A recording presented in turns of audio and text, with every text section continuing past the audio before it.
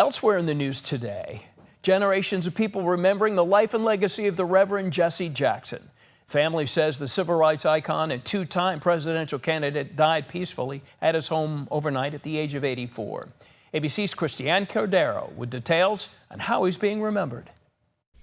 He was a civil rights giant, standing shoulder to shoulder with Dr. Martin Luther King Jr. and working relentlessly for decades to make marginalized people of all backgrounds feel seen.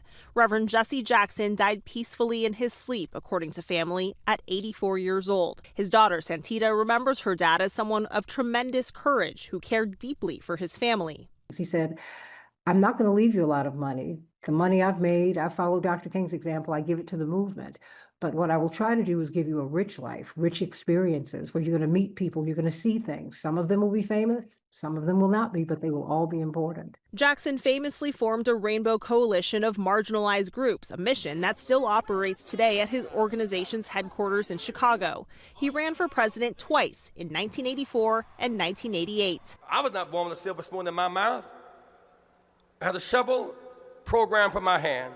It would take 2 decades for Jackson to witness the fruits of his labor. He was overcome with emotion while standing in Chicago's Grant Park in 2008 as then President-elect Obama declared victory. Today, Obama shared in a statement, quote, "Michelle and I will always be grateful for Jesse's lifetime of service and the friendship our families share.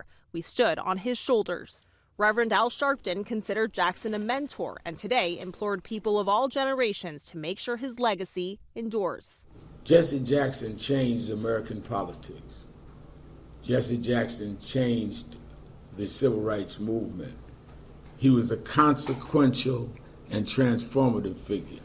Over the years, Jackson was asked many times how he would want to be remembered. His responses were pretty consistent, often saying he wanted to be remembered as someone who never stopped serving. Christiane Cordero, ABC News, Washington.